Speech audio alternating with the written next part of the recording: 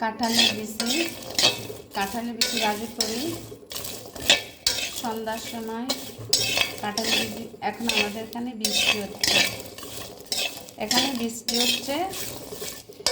বৃষ্টি হচ্ছে, আমাদের এখানে বৃষ্টির সময় কাঁঠালের বিচি ভাজি করে খেতে মজা আছে, মজাই মজা।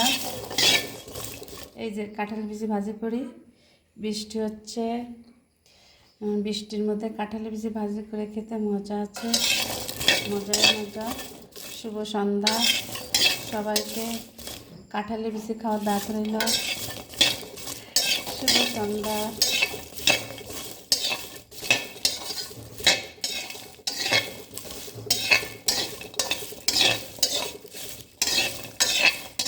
মজাই মজা। কাঁঠালের